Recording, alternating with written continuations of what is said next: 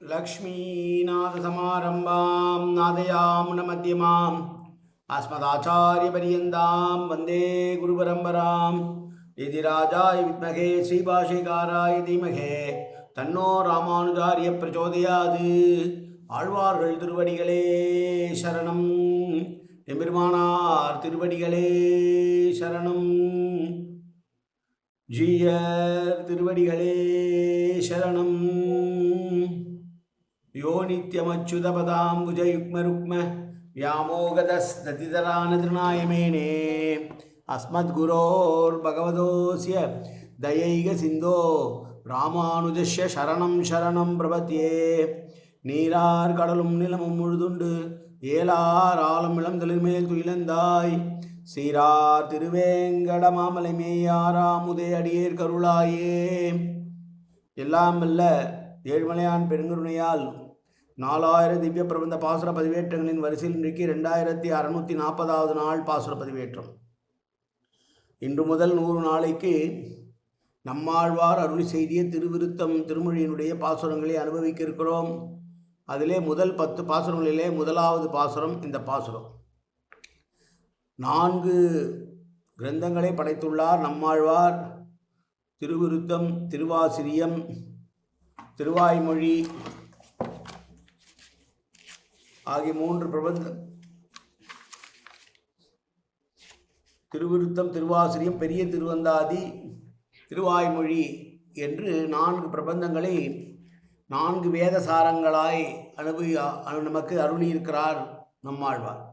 அவற்றிலே ரிக்வேதத்தினுடைய சாரமாக இருக்கக்கூடிய திருவிருத்த தனிய திருமொழியினை பார்க்க இருக்கிறோம். இன்றையிலிருந்து 100 நாட்களுக்கு கிடம்பி ஆச்சான் அருளிய தனியன் இது.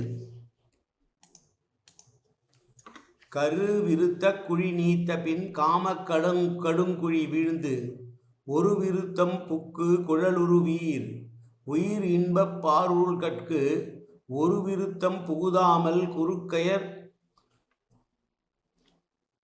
குறுகையர்கோன் உரைத்த திருவிரத்து ஓரடி கற்றி நீர் திருநாட்டகத்தே என்று கர்ப்பப்பையால் யோனியால் பிறப்பெடுத்து கொடுமையான காமக்ரோதங்களால் சிற்றின்ப படுகொலியிலே விழுந்திருக்கிறவர்களே, முதுமை கிழத்தன்மை என பல இடர்களை அனுபவித்து துன்பத்திலேயே உழண்டு கொடுப்பவர்களே, பெருமாளை நீங்கள் அடைந்தால் இதற்கு ஒரு வழி புரியும். நம்மாழ்வாரை சரணடைந்து அதை பெறுவோம் என்று சொல்லுகிற பாசுரம் இந்த பாசுரம். முதல் பாசுரம் விண்ணப்பமாக சொல்லப்படுகிற பாசுரம்.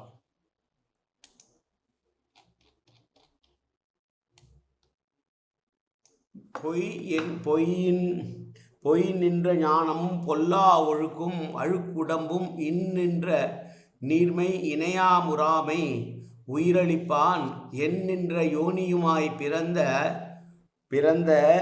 பிறந்தாய் இமையோர் தலைவா மெய் நின்று கேட்டருளாய் அடியேன் செய்யும் விண்ணப்பமே. எல்லா பிராணிகளுக்கும் உயிரை கொடுத்தவனே, அவர்களை ரட்சிக்க வேண்டும் என்பதற்காக பல வகையான உருவங்களை பிறப்புகளை எடுத்து திருவதரித்தவனே, தேவர்களுக்கு தலைவனே. பொய் நின்ற ஞானமும் என்றால் பொய்யான ஞானம், பொல்லா ஒழுக்கம் என்றால் தீய நடத்தை, அழுக்குடம் என்றால் அசுத்தங்களோடு கூடின இந்த சரீரம். இவ்வனமான இயல்பாக இருக்கக்கூடிய பிறப்பு துன்பத்தை இனிமேல் நாங்கள் அடையாதபடி உனது அடியானாகிய நான் சொல்லும் உண்மையான கோரிக்கையை நீ நின்று கேட்டுள்ள வேண்டும் என்று சொல்லுகிறார் இந்த பாசுரத்திலே. ஆழ்வார் தம்முடைய ஞானக்கண்ணுக்கு தோன்றிய பெருமானை நோக்கி, சுவாமி, அடியேனுடைய சம்சார பந்தம் தொடர்ந்து வரவாமல் இந்த அளவோடு அற்றுப்போகும்படி நீங்கள் அருள் புரிய வேண்டும். அடியேன் அதனால் வணக்கத்துடன் சொல்லிக் கொள்கிற வார்த்தையை திருச்செவி சார்த்தி அருள வேண்டும் என்று பிரார்த்திக்கிறார். இனியா முறாமை என்பது யான் என்றால் யாம் என்று பன்மையாகவும் முடிவிலே அடியேன் என்றும் சொல்லுகிறார். ஆரம்பிக்கிற போது பன்மையாக யாம் என்று ஆரம்பித்தவர் முடிக்கிற போது அடியேன் என்று சொல்லுவதற்கு காரணம், தேவர்களின் முன்னிலையிலே விண்ணப்பம் செய்பவன் நான் மட்டும்தான் என்றாலும் கூட அது எனக்கு மட்டுமல்ல, உலகத்தில் இருக்கக்கூடிய அனைவருக்குமாக என்று சொன்னதால் பன்மையிலே சொல்கிறார். அதனால் இந்த விண்ணப்பம் அடியேனுக்காக மட்டும் பண்ணுகிற விண்ணப்பம் அல்ல. அடியேனும் இந்த ஞானத்திலே இருளிலே இருந்தாலும் கூட என்னை போல் அநேக கோடி ஜீவராசிகள் சம்சாரங்களிலே அனர்த்தத்திலே உழன்று கொண்டிருக்கிறார்கள். அவர்களுடைய அனர்த்தத்தை நீங்கள் நீக்க வேண்டும். அவர்களுக்காக என்னுடைய மனதிலே அவருடைய துன்பம் படுகிற காரணத்தால் அவர்களுக்காகவும் நான் வேண்டுகிறேன் என்கிறார் பெரியவாச்சான் பிள்ளை. இந்த சம்சாரத்தில் உழல்கிற போது நமக்கு 3 விஷயங்களே இருக்கிறது என்று முதலடியிலே சொல்லுகிறார். பொய்க்கின்ற ஞானம் அப்படின்றால் தத்துவ ஞானத்திற்கு எதிர்த்தடையாக இருக்கக்கூடிய விபரீத ஞானம். புண்ணிய பாபங்கள் உண்டு, பரலோகம் உண்டு, ஈஸ்வரனம் உண்டு என்று உணர்த்துவது தத்துவ ஞானம் என்றால், இவையெல்லாம் கிடையாது என்று சொல்லுவது விபரீத ஞானம். அதுவே இங்கே பொய் நின்ற ஞானம் என்று அழைக்கப்படுகிறது. பொல்லா ஒழுக்கு என்பது யானே இந்த என் உடமையும் நீயே என்கிற அனுசந்தானத்திற்கு மாறாக அகங்காரம் அமகாரங்கள் கொண்டு அவற்றுக்கு ஏற்றபடி நடக்கும் நடத்தை பொல்லா ஒழுக்கம். விபரீத ஞானத்திற்கும் பொல்லா ஒழுக்கத்திற்கும் காரணம் அசுத்தமான இந்த தேகம். இந்த தேகம் என்பது எப்படி இருக்கிறது என்றால் அழுக்காக இருக்கிறது. சளி, மூத்திரம், மலம் என்று தோலால் பொருத்தப்பட்ட ஒரு கூடு இது. அதிலிருந்து நான் வெளியிலே வர வேண்டும். இன்னின்ற நீர்மை இனியுறாமை என்பது பிறப்பு நீக்கி மோட்சம் பெறும்படியாக என்னை மீளா உலகத்திலே பரமபதத்திலே வைத்து காத்து ரட்சிக்க வேண்டும். இனி உறாமை என்பதிலே உறாமை என்றும் சொல் எதிர்மறை விண்ணயச்சமாக இருக்கிறது. அடியேன் செய்யும் என்பதில் இருப்பது என்னவென்றால் கேட்டருளுவாய் என்று நாம் நினைக்கிறோம். இமையோர் தலைவா என்றால் அயர்வுறு அமரர்கள் அதிபதியே என்றவாறு தென் அத்தியூராரான பொருளாள பெருமாளுக்கு தேவாதிராவன் என்று காஞ்சிபுரத்தில் இருக்கிற வரதராஜனுக்கு பெயர். அந்த திருநாமத்தையே வச்சு சொல்லுகிறார். அந்த எம்பெருமானை உலகத்திலே ஏற்றுக்கொண்டு சரம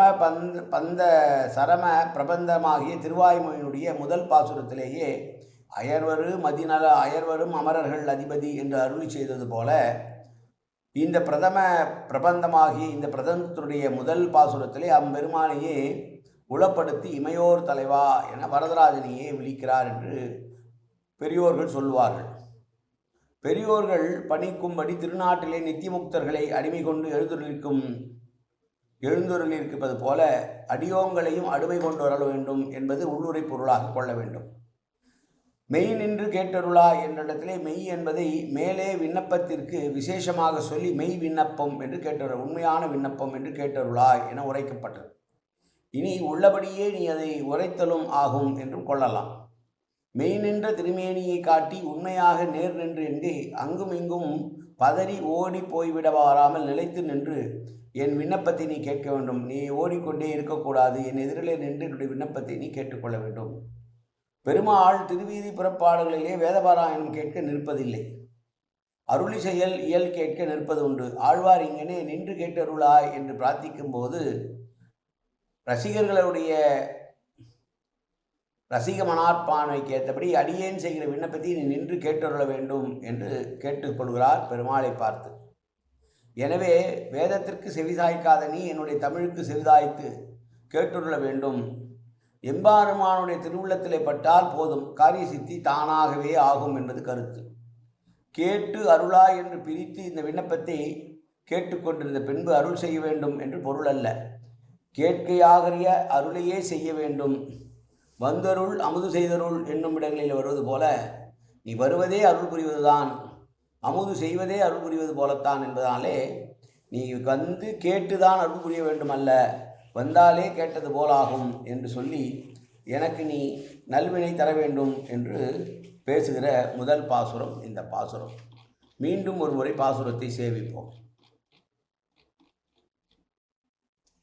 பொய் நின்ற ஞானமும் பொல்லா ஒழுக்கும் அழுக்குடம்பும் இன்னின்ற நீர்மை இனியா முறாமை உயிரளிப்பான் என் நின்ற யோனியுமாய் பிறந்தாய் இமையோர் தலைவா மெய் நின்று கேட்டருளாய் அடியேன் செய்யும் விண்ணப்பமே. காயேன வாச்சா மனசேந்திரேர்வா உத்யாப்தனாவா பிரகதேது சுபாவாது கரோமி எத்தது சகலம் பரஸ்மை ஸ்ரீமன் நாராயணாயேதி சமர்ப்பயாமி.